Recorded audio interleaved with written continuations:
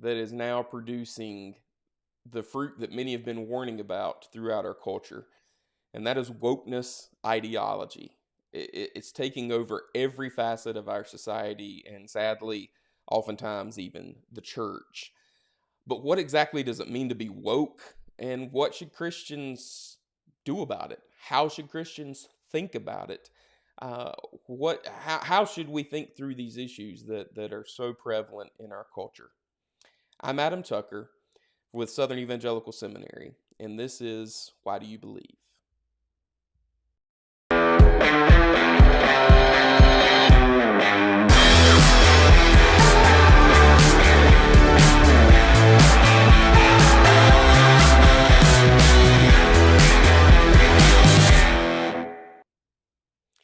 Welcome back. This is our second episode of our relaunch, I guess you could say. We're trying to do a show weekly that we'll also be using as our podcast material, as some blog material. So trying to provide you with some relevant content on a regular basis that will equip you, hopefully that will challenge you, and help us think well about things occurring in our culture so that we can better defend truth and goodness going forward. So thank you again for joining us. I would encourage you to be sure to subscribe to our YouTube channel, like our Facebook page, click the little bell on YouTube if you want to know when we're going live, and be sure to check out our website as well at ses.edu. You can also download our free mobile app where you can find all of this content as well. So please avail yourself to those things. And we'll try to make those pieces of content available throughout the week once we post the live stream. So if you watched last week, you've seen we're going to try to be on this regular basis of doing a fallacy of the week. Our culture is reeling from a lack of ability to think critically. And of course, a fallacy is a bad way of thinking. It is not a way to defend a particular argument or particular point of view. So we want to avoid fallacies. And so we're going to do our fallacy of the week here. And so this week's fallacy is called the ad hominem. I don't know Latin, but it sounds cool when you say some Latin words because it makes you sound really smart. But ad hominem simply means to attack the man. So you're attacking the person rather than the person's ideas or the person's argument.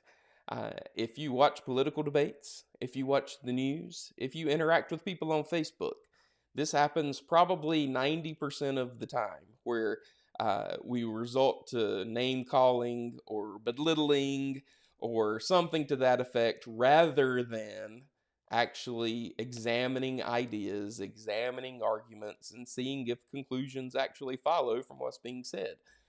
So it does not help to say someone is a white supremacist, for example, if as if that somehow makes everything they said irrelevant. It doesn't. Maybe they are, maybe they aren't a white supremacist, but that says nothing about the argument that they're actually trying to make. So we want to avoid committing that fallacy, and obviously we want to be on the lookout for that fallacy as well. So the ad hominem, attacking the man rather than the idea. So don't do that. All right, I'm going to bring in our guest this week. I'm excited to have Dr. Corey Miller with us this week. Dr. Miller, can I call you Corey? Do you care? It's up to you. Absolutely, All right. Adam. Thanks, Corey. Appreciate you being with us. Corey is the president of Ratio Christi. And if you're not familiar with Ratio Christi, Corey will tell you more about it in just a moment. But just in a nutshell, basically they set up apologetics clubs on college and sometimes high school campuses. So much like a campus crusade or something like that, it's a Christian club that focuses specifically on apologetics. So it's not a full service campus ministry. It really is designed to complement these other ministries in equipping students to think well. I had the privilege of being a chapter director with RC for a number of years at UNC Greensboro, and RC was actually birthed out of Southern Evangelical Seminary a number of years ago. So we have a very intimate relationship, I guess, with Ratio Christi. So, Corey, thanks for being with us, and let folks know about what you're doing and just about the ministry in general. Thanks, Adam. Real honor to be here with you. And yes, thank you for your service to Ratio Christi, and SES is helping birth it in the past too. So Ratio Christi is a special ops ministry focusing intently on apologetics evangelism. We say that we have 2 ears and 1 mouth for a reason, so that we listen more. If someone needs a hug, we give them a hug. But if they need an argument, we're the ministry on campus to give them an argument. So we don't want to be a bunch of eggheads, even though we can nerd out on that stuff. We enjoy it like other people in the area. But we really want to bring the light of Christ onto the campuses. We want to be about thoughtful Christianity, transforming lives on campus today and changing the culture tomorrow. We see the university as one of the most strategic institutes to change in civilization because it's the most influential. And that means going after not just the students, but also the faculty, the most influential post in the most influential institution. Those institutions were once ours, and there's no reason why we can't, through strategy and patience, head back to the long march through the institutions, as it were. Mm-hmm.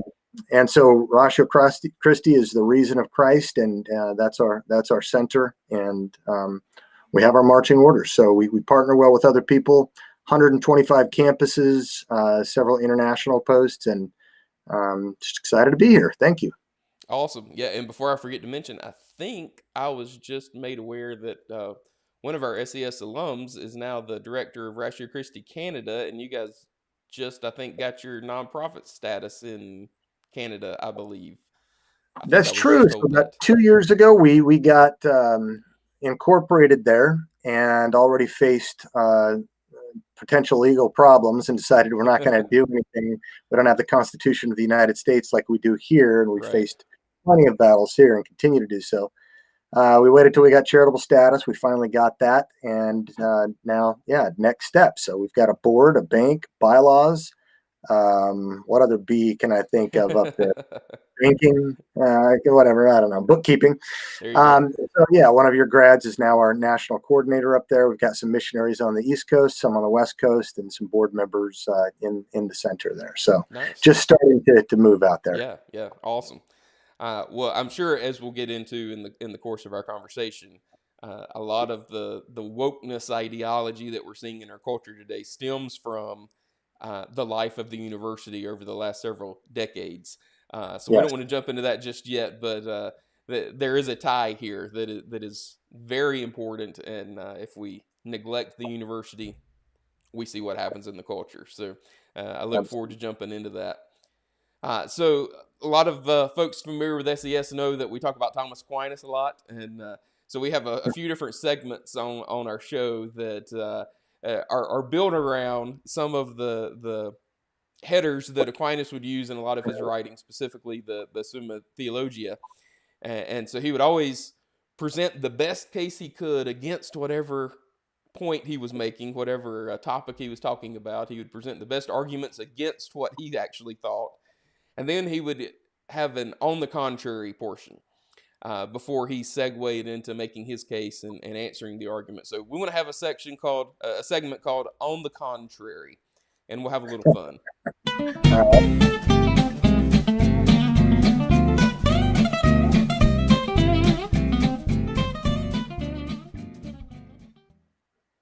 All right, so I'm going to put 30 seconds on the clock here, and I'm going to ask you a series of either or contrary questions just to get to know you a little bit more, have a little bit of fun, and just see what kind of guy you actually are here, Corey. I thought this was going to be a disputatio.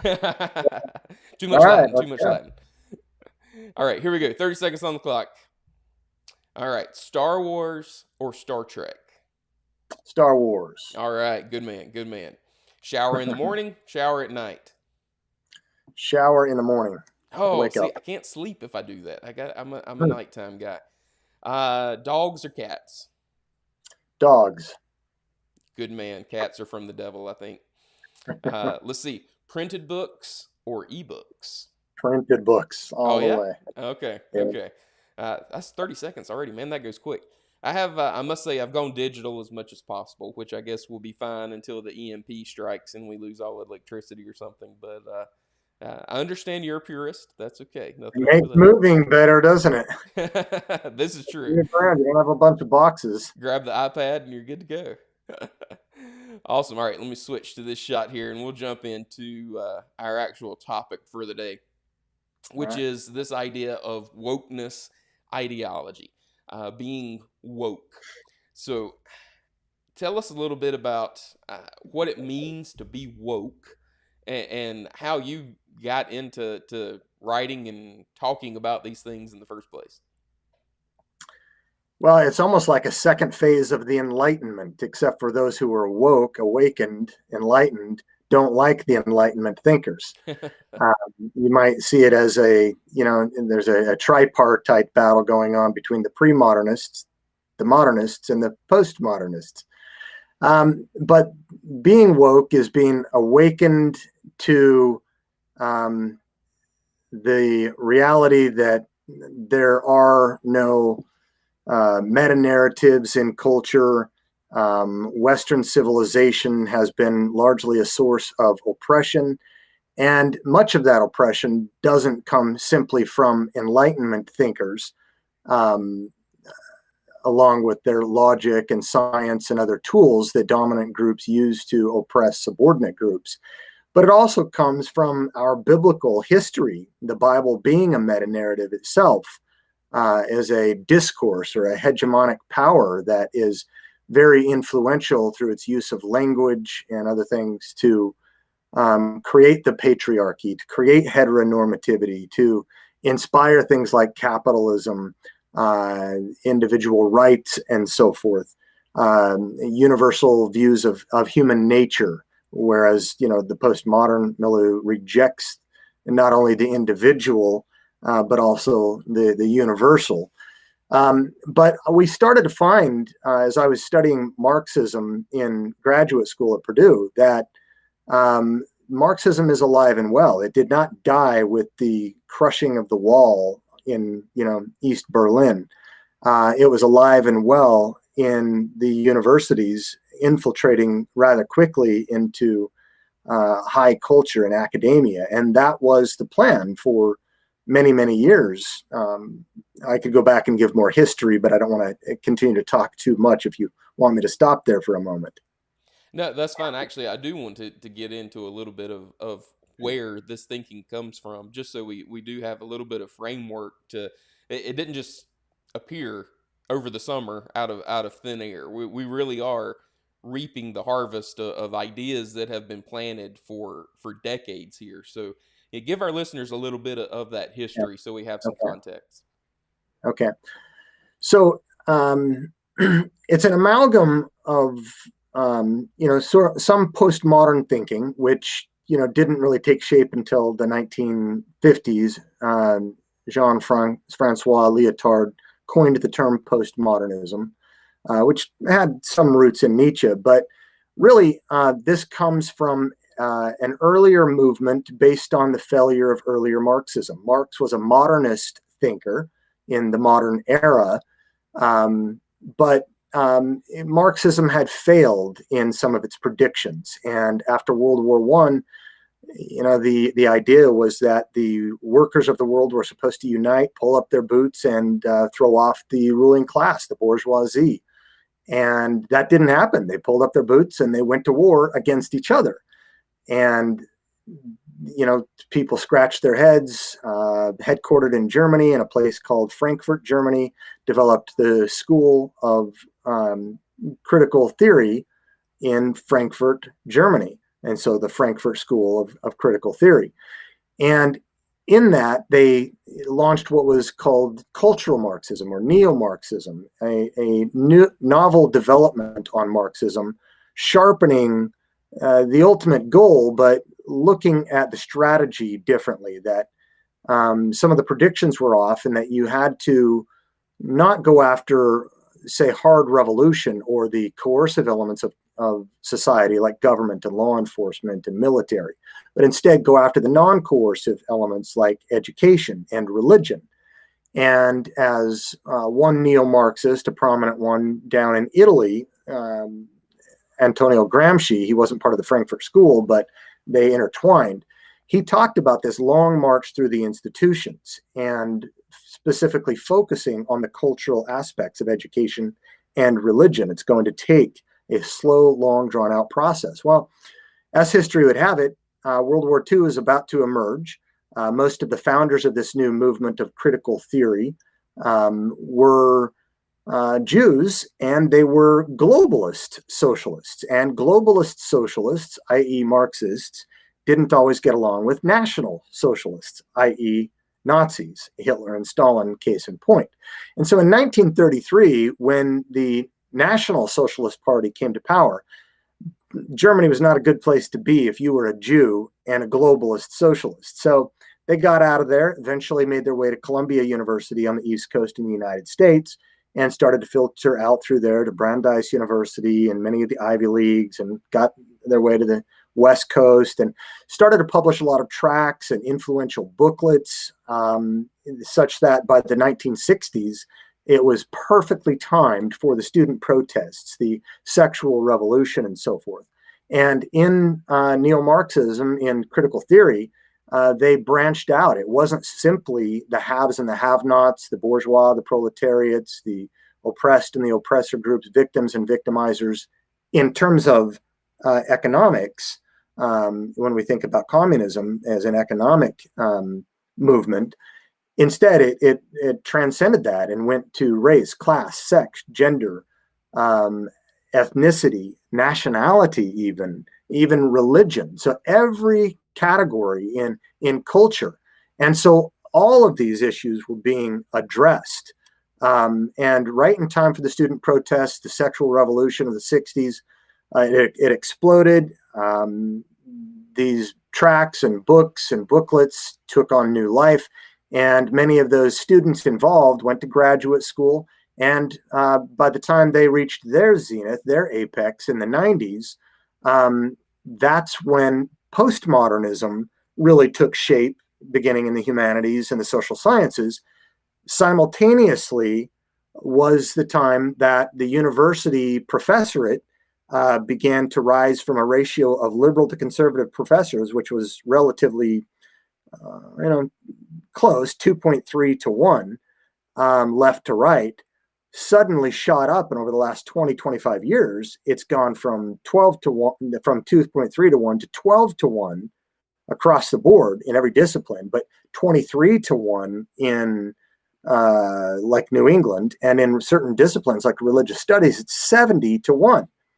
Simultaneous with that happening, critical theory and postmodernity began to sort of mix a little bit, and critical theory caught the crest of the wave, as it were, in surfing, and began to ride and exploded over the last 25 years. So much so that it has not only, whereas scientism is the dominant viewpoint in the natural sciences, and postmodernism in the humanities and the social sciences, critical theory now has emerged, eclipsing postmodernism and even gaining some life of its own and moving over into the hard sciences, especially through the administration in, diversity, inclusivity, equity officers and administrators and so forth. So that what was created in the first round of the takeover of the universities in the United States between 1880 and 1930, when naturalism took over the universities, naturalism created this lab, this virus that was in the lab, if you will, in the humanities, and they ignored it. They thought nothing would ever happen in the humanities. And this thing has emerged as a Frankenstein and a virus that's morphed and exploded, and now they don't even know how to handle it. And furthermore, what's more dangerous, Adam, is that it has found a new host, a more vibrant host, if you will, one that's almost easy prey, and that is the Christian church in America.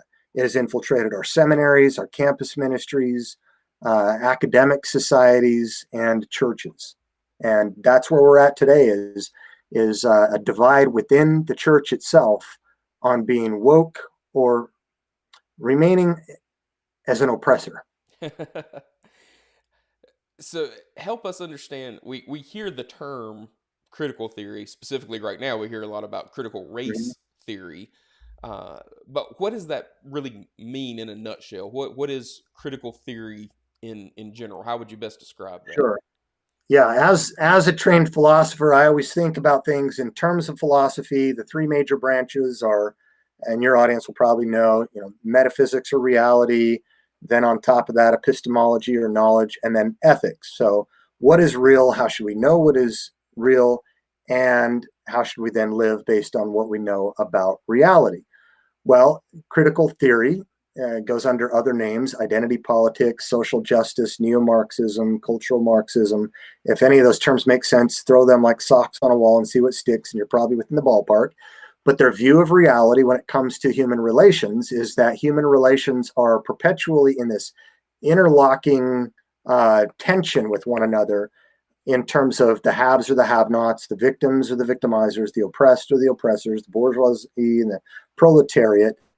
That's the problem with human relations perpetually. And Hmm. we are not assigned as individuals, and this is part of postmodernity. We are identified through our groups and groups related to power struggle. Hmm. And so this is where identity politics comes in. And so if the problem is this oppressor oppressed relationship between dominant groups and subordinate groups, the solution then ethically is remedying this injustice with justice, group justice, social justice. So the idea is that wherever any semblance of disparity or inequality exists, inequality entails injustice. Hmm. So somehow equality and justice, fairness and justice have been made to be the same. Hmm. And they're not, they never have been. Equality has never been in any of the lists of the virtues, in Aquinas, in Aristotle, anywhere. But the problem is this inequality, because inequality entails injustice among human relations. The solution is equality, utopian equality, race, sex, class, gender, nationality, ethnicity, religion, etc.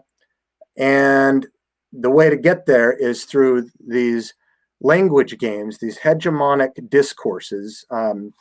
Hegemonic comes from the root word that we get exegesis in scripture, and it's to lead out.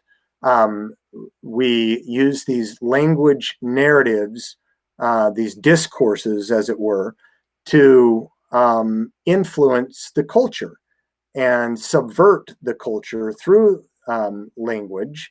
And the movement plays really significantly on sentiment, on the emotions. Hmm. Unlike the previous movement that Christians have been dealing with for the last 2 decades, neo-atheism, that stuff is old, it's dry, it's science. This is wet and juicy, it's alive. Most people can map onto it because it's about justice, it's about Hmm. compassion. What would Jesus do? Hate or celebrate? Do you want to be a racist? No? You want to be an anti-racist? Well, let me tell you what that means, Hmm. right? In critical theoretical language. And so they start to redefine all their terms.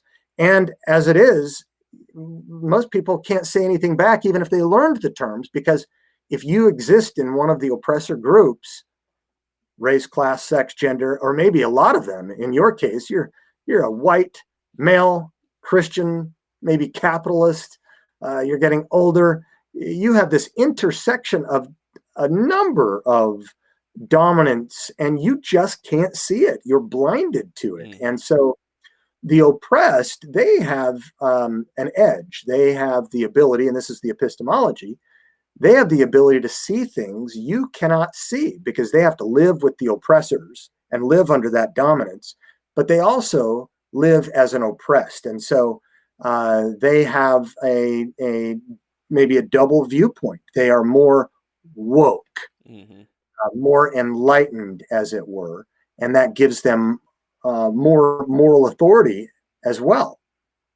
Yeah. That's kind of in a nutshell. Yeah. Bad No, that's relations, yeah. justice. Here's how you know it, and here's how you accomplish it. No, that's very informative. Informative. Probably the simplest I've heard it put. So that was great. Is there any sense then? Uh, yeah, I guess I'm not woke enough because I'm trying to be logical here. But Yeah. once the oppressed attain what they're reaching for, is there ever a sense when the oppressed become the oppressor, and then the cycle just continues on and on and on and on? Right. And this whole game about equality and that utopian community, did any good Marxist ever, when he inspired the revolution and took over the ruling class, did they ever then go live in the same tents as the rest of the people? Exactly. Never. So yeah, it's just changing, one despot for something worse, for a mob rule instead. And this was Aristotle's fear about democracy. Hmm. Better to be ruled by an unjust tyrant than a crazy, unjust mob. And Hmm. that's what we see over the last year, what we're facing. So, yeah, I don't think it ever gets better ultimately. There is the question of, since it's grounded ultimately in atheism and Marxism, they really don't have a set of a metaphysical resource to justify not only free will and social activism, but also a objective moral law, Hmm. moral Right. property, right? Right. Just what does justice even mean, and Hmm. why ought we pursue it, and what kind of free will do we have to pursue it if Hmm. I'm reducible to chemistry and physics in the first place? Yeah. So it's incoherent across the board, but That it's requires impact. logic. Yeah, and as far as logic goes, that's taken by them as being a tool of oppression. Hmm. In fact, the as this whole thing has been morphing, and you've noticed a new king in town in the universities, eclipsing the old naturalists, as it were. Some of them have reached out for an alliance, and one of them, Peter Boghossian, a friend of mine now, we've toured universities. We've talked about a writing project coming up, and we seem to have more in common sometimes than he does with his naturalist Yeah. atheists, and then Hmm. I do with some, Christians, say in ministry or in academia. Yeah. So when we toured universities in Utah, we were pushed back and tried to get canceled by one university group. They called us logical fascists, right? Um, these groups don't believe in free speech. They don't believe in dialogue. They believe in power. And this Yeah. comes out of Nietzsche, the will to power, and out of postmodernism. And so, the neo-atheists, they still believe in certain things like a correspondence theory of truth. They still believe truth is real and objective, only scientific truth, of course, but Hmm. they also borrow capital from a Christian worldview and like to say that they're responsible in the Enlightenment for all these goods like capitalism and free conscience and religion and non-religion and democracies. Ultimately, those come from Christianity, but they like Voltaire, who was a deist at the time. I may disagree with what you say, but I would defend to the death your right to say it. Hmm. Well, we can get together with them, and in Rodney King's words, can't we all get along on that note? Um, we can appreciate that. But Yeah. with the postmodernists, with these critical theorists, they adopt Stalin's mantra: ideas are more powerful than guns. We don't allow our enemies to have guns. Why should we let them have ideas? And this is the root of cancel culture, Yeah. Adam. Yeah. Uh, Along those notes that you mentioned, Peter Boghossian, I would highly recommend for our listeners one of his colleagues, James Lindsay, his website, New Discourses. Some excellent articles and podcasts and things related to wokeness ideology. So check out New Discourses. I forget if it's .com or .org or whatever, but you can Google it and find it. But some really good resources there. Yeah. So why would the church find this so appealing, and seminaries and those kinds of things? I think a couple of reasons. One, as R.C. Sproul once said, we are living in the most anti-intellectual age of the church age. Mark Noll wrote the book, The Scandal of the Evangelical Mind, and the scandal was that there isn't much of an evangelical mind. So we train in having big hearts and big hands, the heart and the hands of Christ, but we have neglected or disfellowshipped the head of Christ. And we're not prepared for this stuff. We haven't prepared ourselves. We haven't prepared our churches, our youth, or even the pastorate for this stuff. The second thing is that this stuff isn't dry like the old scientism. It speaks to the heart. It speaks to the sentiments, and it speaks to good deeds. What came out of naturalism inspired eventually through Protestant liberal theology the social gospel. Now, what comes out of naturalist activist movement, Marxism, inspires what we have as social justice. And so they've co-opted the Christian ethical framework, even asking, what would Jesus do? And doesn't Jesus care about the oppressed and the downtrodden? And doesn't he care about justice? And the average Christian says yes, and the Bible does care about that, and God does care about the oppressed. But in a biblical framework, what do we even mean by oppressed? What do we mean by justice? And what is the ultimate end game? What's the ultimate solution? A lot of Christians aren't taught to critically think, and so they adopt critical theory. They don't know that term. That's an academic term. They tend to think of social justice. And when you think social justice, you might think, anti-human sex trafficking. That's great. Or helping the poor or the downtrodden or the widow. Micah 6:8. Who do we appreciate, right? Justice.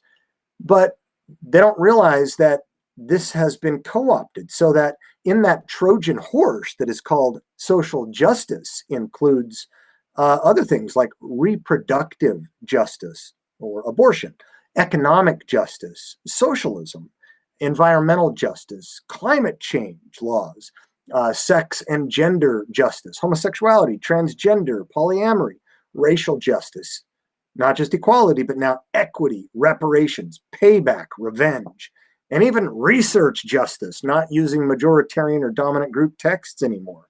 There is more injustice in that Trojan horse than there is justice. But frankly, the average pastor is just not equipped and therefore has not trained his flock for this. We're in a very, very perilous situation. Yeah, it is. I don't want to use the word scary because it's one of those things. We know who wins in the end, kind of deals. But nevertheless, we're called to be wise as serpents and innocent as doves as we live in the culture that God has placed us, the time and place in which He's That's right. sovereignly placed us, which means we've got to be prepared. And Right. and of course that's what Ratio Christi does. That's what SES does, and trying to Yeah, prepare others to think through these things. man. And I don't remember if it was you or somebody had mentioned recently.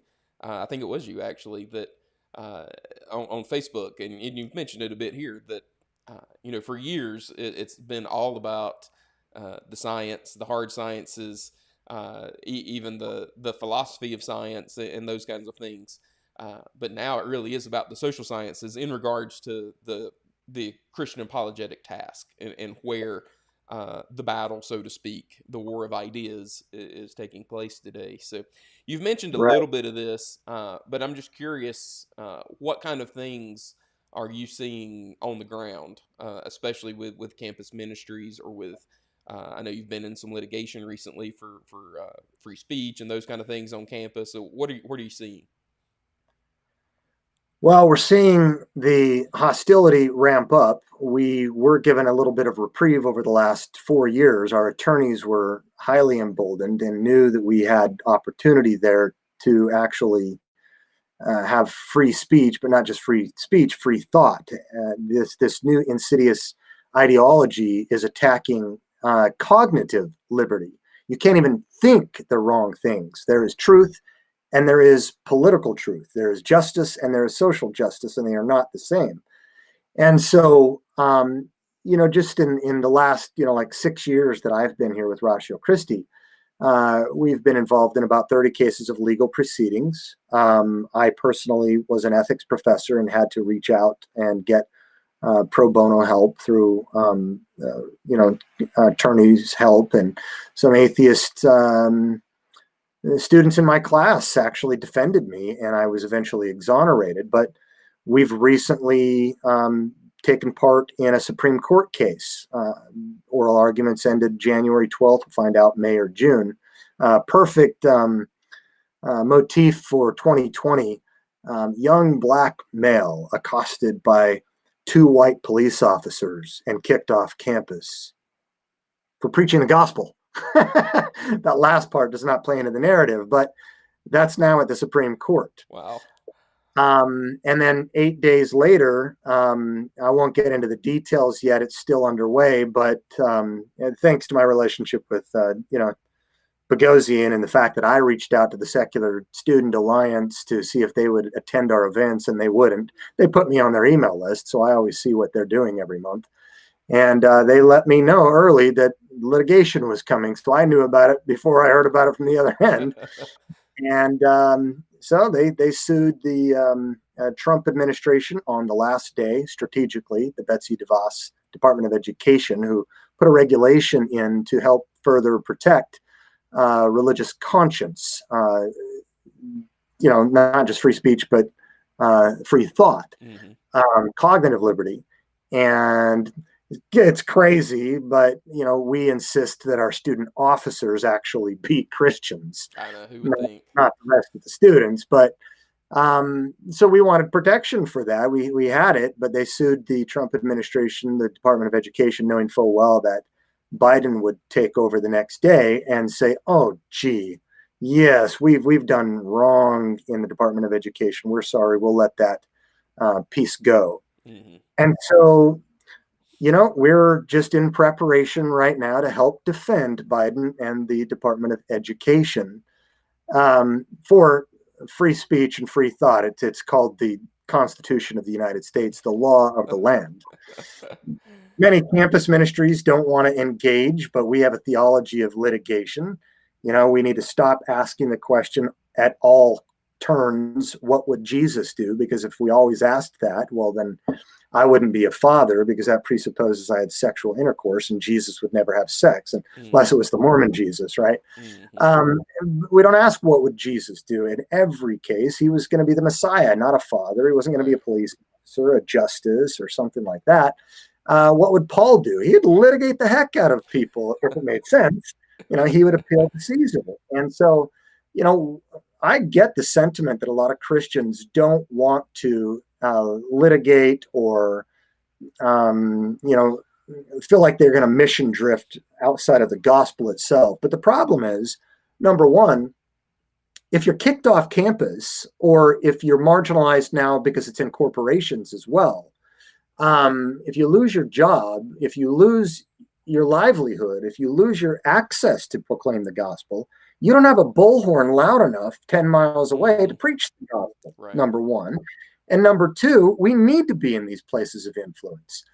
Christianity started the universities, and the gospel it doesn't take place in a vacuum. It takes place in the backdrop of the culture of milieu in which it takes place. And so if naturalism is true, then it follows that miracles are not only incredible, they're impossible. They won't believe our resurrection story. If critical theory is true, it ends up destroying race relations. It creates mission drift at minimum, but it makes the Bible the ultimate hegemonic power discourse to oppress people with the patriarchy and heteronormativity and other things. This new ideology is ruinous, poisonous to all of civilization. It is bad brew. Yeah. Are you seeing it infiltrate other Christian student groups very much? Yes. And so not only did our alliance have someone push back, and call us logical fascists, but we had one major campus ministry group that wouldn't attend our main event, even after they said that they would, They were afraid to have their students be exposed to what we might say on viewpoint diversity, the death of intellectual diversity in the universities. That was our messaging. But I asked them to trust me, and they okay, we might just show up as staff. Instead, they watched a video on white guilt and forced their staff to do that and didn't attend. So we were virtually boycotted. I was invited by another campus ministry, another major one, to speak on a topic. And when they later saw some things that I had posted about the new scientific data regarding human sexuality, they decided that was too much, and someone might know someone who knows someone who knows someone who might associate them with me as a speaker, and they literally canceled me. A Christian grad group that ought to know better and ought to subject their students to multiple viewpoints and not the echo chamber. And then most recently, I was invited to speak at a seminary and follow up on a critical theorist, a racial critical theorist in that particular field. And I was going to give a different perspective. And the academic dean prayed, and God told her evidently that I was not supposed to come, only this guy was supposed to come. And moreover, to the chagrin of the professors who invited me, she informed them that they will be hiring in this new year a DI officer, diversity, inclusivity, equity, and a bias personnel. Wow. And you see it in the campus ministries. One of them is really reeling right now. Are they going to survive? Time will tell. It's at a high Christian academic society in the leadership. And so this is going back to Antonio Gramsci. He was right. The long march into the institutions, education and religion. And so now it's not as if the barbarians are at the gates. They're in the citadel. Yeah. And we need to wake up. We need to become truly enlightened and truly woke to these false philosophies. And we need to learn, we need to take time to do our homework. I mean, Paul said, beware of false philosophy, but you can't beware if you're not aware. That's right. Yep. So along those lines, how can the church wake up? I know that's a big question, but what can we do? What should we do? Well, they can begin by being more hospitable and not hostile to the life of the mind. Love God with all your mind and with the head of Christ and not just the hands and the heart. They can read books like that. Love Your God with All Your Mind by J.P. Moreland. They can partner. Pastors are under a lot of pressure today. They've got a lot going on. They're not trained in, certain ways of being special ops groups. That's why seminaries have emerged. That's sometimes why campus ministries have emerged. That's how Ratio Christi emerged. In the New Testament, deacons emerged for practical reasons. But pastors can partner with. They can see that apologetics in seminary education, for example, or elsewhere, self-study, autodidactic self-study, is not just a command in Scripture, 1 Peter 3:15, but it's actually back in demand. A lot of pastors, a lot of youth pastors, they go to seminary, but then a lot of their ideas that they consume are from Christian sociology. And oftentimes then we begin with sociology and culture rather than theology and scripture. We need to reclaim the life of the mind. We need to partner with organizations that can specialize in helping Christians defend the faith and to recognize these false, insidious philosophies that come in under their guard as shepherds. They will give an account before God if they're not guarding this. But even in Christian sociology now, the latest work from Barna Research on what's it called? Envisioning Evangelism or Revisioning Evangelism, I think is the title. They asked non-Christians what would most interest them in Christianity. And almost half of them, there were 13 options to choose from, almost half of them chose greater evidence supporting Christianity. Almost half. Wow. And yet, when they ask the same question to not just professing Christians, but practicing Christians, that was the answer that was picked dead last, with only 12% going for it. So the church is out of touch. They're not woke with respect to where the world is at. Right. Apologetics is not just a command, but it's back in demand. Exactly. 100%. And like we said, from a slightly different angle than perhaps has been traditionally identified with apologetics, but it's still the same foundational and fundamental truths that are utilized just in a slightly different way. So this has been a heavy topic, but I don't think we can stress enough the importance of this topic. It is literally ripping our culture apart, and the church has got to wake up to this wokeness. So as we close out here, we had our On the Contrary segment. So then Aquinas would go in after he did his On the Contrary, and he would give his argument for whatever topic he was discussing, and then he would go back with the I answer that section, and he would answer all the questions that he raised to begin with. So we want to have our little I answer that Q&A question Right. or session.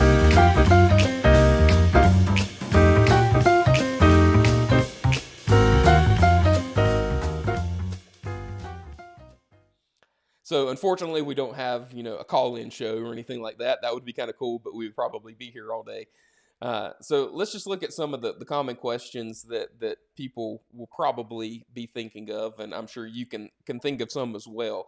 But I know for me, I've seen several, sadly, college age and recent college graduate type folks who I would hope would know better, but are really falling for this wokeness ideology. And so it'll be something along the lines of, we've mentioned what would Jesus do, uh, but Jesus was compassionate. He wanted to love those he disagreed with. He wanted to show them compassion. And when we're giving these arguments and when we're telling people the who they are as a person, if they're homosexual, for example, or whatever is wrong, then we're not really loving them or showing them compassion. So isn't that the Christian thing to do? Yes, truth and love. In my book on Aquinas and Aristotle and Maimonides, In Search of the Good Life, I explore how Aquinas, for example, since a lot of your audience know Aquinas, looked at truth and goodness as two aspects of the same thing. Mm-hmm. One was theoretical reason, one was practical reason, depending on the aspect you're considering it. Well, apologetics, not only do we come to people in truth and in love, but sometimes we need to morph in what takes the dominant expression. And this is where I'm starting to explore not just cultural apologetics, but rhetorical apologetics, given the language games of the postmodern element of this. Justin Martyr, in his early apologies to the Roman Senate, for example, focused more on the goodness of Christianity in a certain respect than he did on the truth. It was both and, Mm-hmm. but in a culture that sees us as wicked and that's co-opting the language of ethics, of our ethics, we need to be able to show the goodness of Christianity. We need to recapture the goodness arguments of Christianity. And yes, we need to love, but that's not the same thing as being nice. A lot of Christians just think, oh, we just need to be nice and kowtow and not, shake the apple cart or anything like that. No, that's going to get us killed. As one of my board members said, is, people on the left tend to come to the table with Molotov cocktails now. People on the right come with Robert's Rules of Orders. Well, we can come with love, but that doesn't mean we need to be numbskulls about it, or that we need to not be aggressive. We need to not litigate. We need to not be serious about giving truth claims. Sometimes the truth hurts, right? You can tell the truth without being loving. We know how the Westboro Baptist Church handles that, but you cannot love someone without telling them the truth when they need it. So, but Jesus said, "Don't judge." So, how can love not mean simply affirming someone's feelings and their feelings of whether it be homosexuality, whether it be feelings of systemic racism, whatever the case may be. Shouldn't we just be affirming those things? Isn't that how we love them? Yeah, and that's what a lot of people do is take passages out of context. I like to say that, a context, context, context. A text ripped from its context is a pretext for someone's proof text. And in that statement in the Sermon on the Mount, Jesus is making a judgment about not judging. And the person who wants to get you off their back will quote a Bible verse to get you to shut up and say, "Don't judge, lest you be judged," while they make that judgment that it's okay for them to judge. Jesus said, "Don't judge in a hypocritical way. Take the log out of your own eye." If I'm going to be telling someone not to commit sexual sin, I ought not be practicing it either. It's not to say that I don't have any sins, but I keep a short account. The Christian should be living the apologetic lifestyle. We should be living a holy lifestyle. So we can make judgments. We make, as Jesus called it, righteous judgments. But now you're using logic, and I thought logic was this oppressive white supremacist kind of thing. How can we possibly appeal to that?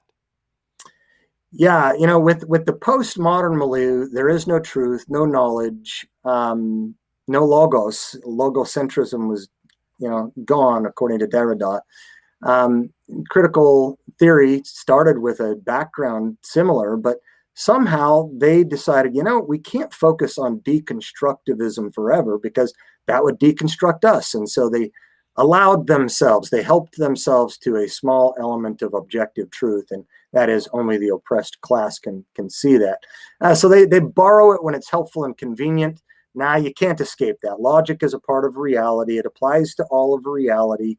And for the Christian who doesn't get this, Jesus in John 1:1, NRK en ha logos, in the beginning was the Word was with God, the Word was God, and the Word became flesh and dwelt among us.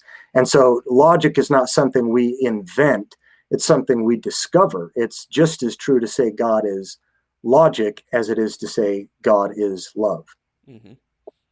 Great. So would you say in serious, I'm being a little tongue-in-cheek here, but people really think this way. So in seriousness though, I personally, I struggle with, it seems there are some people who simply are so far gone, they can't think rationally. They've lost the ability to have a rational conversation. So would you agree with that, and that our focus should be on those that are now being influenced by the woke culture, or do we just keep our pedal to the metal and impacting everyone? Strategically, what are your thoughts? I mean, there are a lot of questions. There are a lot of assumptions there. Jesus did talk about casting our pearls to swine. We want to have, again, 2 ears and 1 mouth for a reason, so that we listen more. Mm-hmm. I said 1 ear up to the Holy Spirit, aerial reconnaissance here, and 1 ear out to the culture, knowing our audience, so that we, personalize our encounter with them. What is their objection? Is it the heart? Is it the hands? Is it the head? Do they have an intellectual objection? Is it an emotional issue? And in good Aristotelian fashion, we think about persuasion in terms of the art of rhetoric, or logos, ethos, and pathos. Logic, we want to use that, but for some people, they're not moved by logical argumentation, and it's not unethical or manipulative to think about ethos, our word for ethics, or trustworthy, or it's a trust that someone has. We need to be trustworthy people to them, so that they can come to us as persons who genuinely care and love, but also pathos, compassion, empathy. We need to be able to resonate with people and connect with them, emotionally. And Aquinas talked about the passions as well, in the virtues as well. So we need to be cultural diagnosticians and psychological diagnosticians and pneumatic relational, part of my dissertation that ended up in that book on, and the search for the good life, was we need to be able to not only know God, but to be able to know man. And that's part of our diagnostic in talking with certain ones, being led by the Holy Spirit, knowing when to cut off conversation, knowing when to start it up, knowing when to think about the logic or critical thinking elements versus the sentiments and the affections and volitions. So it's the integrated Christian life, not the disintegrated one of head, heart, and hands. Yeah. And for our listeners who, like much of our culture, tend to extremes, just because you may not focus on logic with someone doesn't mean you're being illogical. And just because you're being compassionate and empathetic with someone doesn't mean you're affirming everything. That's not real love, like we just talked about. So don't confuse those things in your own minds as you're trying to reach out to this culture. Corey, thanks so much. I know we've covered a lot of ground. I really do appreciate it. I think it's been very informative. So let our folks know how they can learn more about Ratio Christi and how they can partner with you. Please join the movement. Go to ratiochristi.org and consider how you might get involved. We're on 125 campuses. There are 5,000. Secularists have found a brilliant way to get Christian parents to pay for the apostasy of their own children, and they're called universities. That is the most strategic place. Join us. Help us. No matter what you're doing full-time, if you don't want to do this full-time, join us part-time. Help us reclaim the intellectual voice of Christ at the universities. And that's RATIOCHRISTI. And you can go to the show notes for a link there. And as well, if you are interested in getting involved with Ratio Christi and are looking for training, we have an excellent partnership with the ministry. We have a 25% actually tuition discount for folks who are training to be Ratio Christi chapter directors and or already in the program, already chapter directors and want to go on for more education. So SES has a very strategic partnership with Ratio Christi. So we're thankful for that. And again, Corey, thanks so much for being with us, man. I appreciate it. Yeah, you train them, we'll employ and deploy them and send ours back to you through training. Excellent. Right. I like it. Corey, thanks again, man. Take care. I'm going to switch over to this shot here. And again, I want to encourage you, if you are interested in learning more about Southern Evangelical Seminary and Bible College, whether you're interested in a degree, whether you're interested in a certificate, or you're just not sure, visit degrees.ses.edu/podcast. You can download your free ebook, 3 Reasons Why Seminary Education May Be Right for You. Again, that's degrees.ses.edu/podcast. To download your free ebook. I would encourage you to do that. It's cliche to say it's never been more important and, all those things that we say. But in reality, we have got to have a church that is equipped to think well. And SES, I think, provides some of the strongest integrated training in theology, philosophy, and apologetics that will equip you to engage the culture in which we find ourselves. So I hope you will check out degrees.ses.edu/podcast for your free ebook. And of course, our website, ses.edu, has all the information you may need to learn more about being a student or how you can partner with us. This content doesn't get delivered. Our students don't get trained without the support of those who believe in what we're doing. So visit ses.edu for more information about how you can partner with us. So we call this show, Why Do You Believe? And the only reason to believe anything is because it is true.